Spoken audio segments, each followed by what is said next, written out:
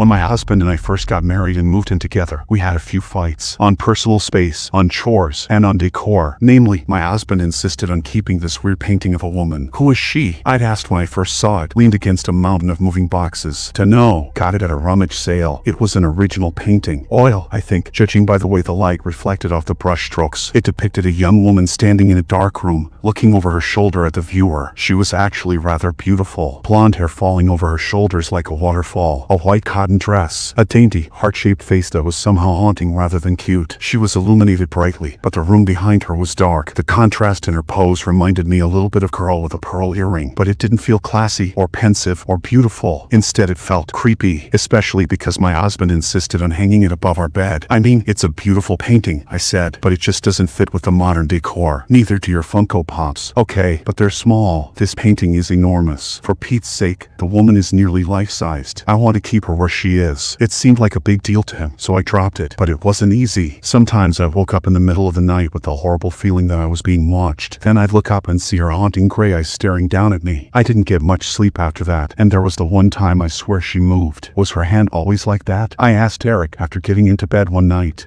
Her left hand. The fingers are kind of open, reaching out behind her, like she's waiting for someone to grab her hand. Yeah, she was always like that. I could have sworn she wasn't always like that. Then again, I generally avoided looking at the painting. It was so uncomfortably realistic. When I stared into those gray eyes, I almost felt like I was making eye contact with a person. I lasted 2 weeks. Then I begged Eric to move it. Can we please move the painting somewhere else? I really hate looking at it when I'm going to sleep. It's the nicest piece of art we have. It belongs above the bed. What about the sunflower one? That's just a print, he complained. And it's so basic. Come on. I'll move my Funko Pops out if you move the painting out. He heaved a long sigh. Fine, I'll move her. That was another thing. He often referred to the painting as her. It was weird, so he moved it to the stairs. But honestly, that was worse. Every time I went downstairs, there she was, staring at me from above the landing with those piercing gray eyes. At least when the painting was in the bedroom, I was usually asleep or facing the opposite direction. I hit my breaking point a few days after that. For some reason, I couldn't sleep. After tossing and turning for an hour, I decided to grab a snack downstairs. I got to the top of the stairs, and there she was. I hadn't turned on the main lights, only the night light in the hall bathroom was on. With everything so dark, the background of the painting melted into the shadows, but the woman still stood out with her pale face and white dress. And my stupid, sleepy brain interpreted it as an actual person standing there. I jumped about a foot in the air, and I would have fallen all the way down the stairs had I not caught the banister at the last second. Can we please get rid of that painting? I asked the next morning. Eric turned away from the stove, set the spatula down. Why? Last night, it scared the frick out of me. I nearly fell down the stairs. He stared at me, as if unable to understand. She scared you? He asked slowly. Well, more like startled me. I thought it was actually a person standing there. He looked at me. Then he broke into laughter. And after a few seconds, I started laughing too. It was pretty stupid, now that I thought about it. I know I was sleepy, but still, I thought the painting was a person. What, did I think we were being burglarized by a young, beautiful, blonde woman in a nightdress? For now, I'll move her into my office. Then you don't have to look at her at all. That sounds good. And for a while after that, things were okay. I sort of noticed Eric spending more time in his office than usual, but he also had a big deadline for a brief coming up. And what? How would that be related to the painting? Anyway, it's not like he was staring at her for hours on end, except that's exactly what I caught him doing. One night, he didn't come downstairs to eat dinner with me. I called up to him a few times. No reply. So I went upstairs and walked into his office to find him staring at her. He was just sitting there, with his computer closed. No papers on the desk. Swivel chair turned towards the woman in the painting. Oh, he said suddenly when I walked in. Then he quickly stood up. I was just about to come down. Just sent in the brief a few minutes ago. They're really happy with it. He smiled broadly at me, as if nothing were wrong, and then slipped past me. I listened to his footsteps thump down the stairs. Had he actually just finished working? Or was he just sitting in here, staring at her? I ultimately decided not to bring it up. The painting was out of my sight, and that was great. Besides, I had bigger fish to fry, like my own deadline coming up for an article I hadn't even started. But then, on Friday afternoon, I accidentally overheard him on the phone. His voice was muffled through the thick wooden door, but it wasn't hard to hear him. He was shouting, almost, I'll have it in by tonight. No, I knew it was due on Wednesday. Well, my wife fell down the stairs. I had to take her to the hospital. Those words sent a chill through me. I barged in. Why are you lying about me falling down the stairs? His face paled. He ended the call and turned towards me. I'm so sorry, Tara, but I needed an excuse. I missed the deadline on that brief, and it's my job on the line. The brief you told me you finished 2 days ago? He nodded, silently. I crossed my arms. Look, Eric, your work is your business, but we've spent like all of 1 hour together all week because you've been locked locked in here all day, every day. I mean, are you even working? Or are you just sitting in here, staring at her?" His dark eyes locked on mine, and then his voice grew soft. "You're jealous of her." "What? You shouldn't be, Tara," he said, stepping towards me. "The painting makes her prettier than she was." I froze, stared at him. Then I finally found the words. "Are you saying this is a painting of someone you know?" "No," he said slowly. "Sorry, I misspoke. I meant whoever this is a portrait of. I'm sure it's a flattering likeness. All portraits are flattering like that." I stared at him, my heart pounding in my chest. "Who is this a painting of, Eric?" "I told you, it's not Eric." I stepped towards him. My legs felt weak, wobbling underneath me. "Who is this a painting of?" He only shook his head. I couldn't sleep that night. I know, it sounds silly, being so worked up over a painting, but you have to admit it was weird. He was obsessed with this thing, for whatever reason. Why didn't I see the painting when we were dating? Did he hide it away in the basement? That was the one place I'd never been. Had he built a little shrine down there? Painting, candles, the whole 9 yards? The thought of it made me sick. Is it an ex-girlfriend? An ex-wife even, that he never told me about? Getting a painting commission must have cost a fortune, especially a huge, detailed one like this. I mean, as much as I hated that thing, it was clearly done by someone incredibly gifted. The glint in those piercing gray eyes, the small dimple on her right cheek, but clearly he wasn't keeping it to appreciate the artistry. He knew her, and whoever she is, he's obsessed with her. And then I got the craziest idea. I sat up in bed, slowly, quietly, turned to Eric. He was fast asleep. Then I slipped out from underneath the covers, grabbed my phone from the nightstand, and tiptoed out of the room. My bare feet padded softly across the hallway as I made my way towards his office. Then I pushed the heavy wooden door open and stepped inside. The office was cold, much colder than our bedroom. Goosebumps pricked up my bare arms, but I didn't waste any time. I reached over, fumbling across the wall, and hit the switch. The light flicked on. The blonde woman stared down at me from the wall. Her eyes seemed to follow me as I took Eric's leather chair and dragged it across the hardwood. Once against the wall, I stepped up onto it. We were staring at each other, face to face. I'd never been this close to the painting before. My face inches from hers. This close, I could truly appreciate the detail. Each individual eyelash painstakingly drawn, curving up from its follicle. Thread-like striations of light and dark gray filling her irises. Her skin, so pale and creamy, dotted with the tiniest of pores. But I wasn't here to appreciate the artwork. I lifted my phone and took a photo. Then I brought up a reverse image search. It took a few minutes for me to find the right website and upload the photo. But when the results loaded, I gasped. I expected maybe one result, if I were lucky. Some sort of facial recognition that would match the painted face to a photo. Or maybe the artist's website would come up and mention who the subject was. But instead, dozens of thumbnails filled the page of the exact same painting I'd been staring at for weeks. Fingers trembling, I clicked on the first one. It led to a news article. Search continues for missing Franklin art student. My heart dropped. Little black dots danced in my vision. I collapsed into the chair behind me, trembling, and began to read. Anya Kelsing, 23, went missing after a hike with her boyfriend. The two became separated when they came upon a bear. Her backpack was found roughly a mile from where the sighting occurred, but no trace of Anya was found. And the caption under the painting: Kelsing is a third-year student at Franklin College, majoring in fine arts. She recently completed a self-portrait that was exhibited at Look Her above. I clicked on the next article, and the next, but they all said the same thing. Hike, bear, disappearance. All of them showed a photo along with her self-portrait. She looked strikingly identical to her painted likeness. None of them mentioned the boyfriend's name, but it had to be Eric. The most recent article, from 5 years ago, was a video clip of her parents begging for her search to continue. Sadly, judging by the news articles, it never did. I don't know how long I sat there. All I know is that I was suddenly jolted from my thoughts by a loud thump in the hallway. Footsteps, coming towards the office. I shot up. He can't find me here. I glanced around the room, looking for someplace, any place that I could hide, but it was probably too late. Surely he'd seen the light on from under the door. I ducked under the desk just as he stepped into the room. Tara, I clapped my hand over my mouth, trying to silence my ragged breathing. He's going to see the chair out of place. He knows I'm here. He knows. Tara, you in here? Why did I hide? I could have just said I came in here because I heard a noise. Needed a pen. Couldn't sleep. Why the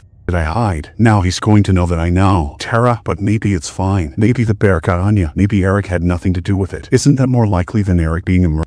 There you are. I looked up and screamed. Eric was crouched there, in front of the desk, staring at me. I was looking for a pen, I stuttered, lamely. I wanted to write down. I remembered I have to pick up groceries tomorrow, and I needed to add something. He tilted his head, a small smile on his lips. I don't think that's the truth. Tara, make a break for it. I started to lunge out from under the desk. His hand quickly shot out and grabbed my wrist. Hard. You figured out who she is, didn't you? That's the only reason you'd be hiding from me. I trembled in his grasp. What did you do to her? I whispered. He let out a dry laugh. So you think I'm a murderer? How nice. That's the first conclusion you jump to. No, I don't think you're a murderer. I swallowed. Stupid. If he killed her and he knows you know, then you're 2. I'm sorry. I didn't mean that. Just what happened? They didn't find a body.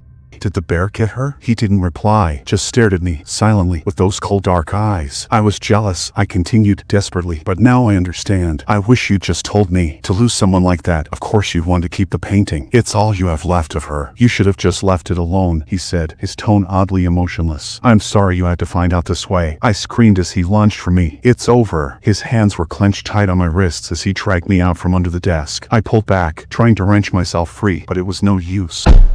A loud crash sounded behind us. Eric whipped around, and for a split second, his grip released. I acted instantly, pulled free from him and ran, pivoting around the desk and racing towards the door. As I glanced back, I saw Eric starting after me, but I also saw what had made the noise. The painting of Anya had fallen from the wall. It lay askew on the floor, her gray eyes staring emptily upwards. I was always a fast runner. Eric was only halfway down the stairs by the time I was at the bottom. Bursting out into the cold air, I began to scream. He grabbed me from behind and tried to pull me back inside. But it was too late. Lights were flicking on. Our neighbor rushed out of his house, dialing 911. It was over. The police arrested Eric for assault.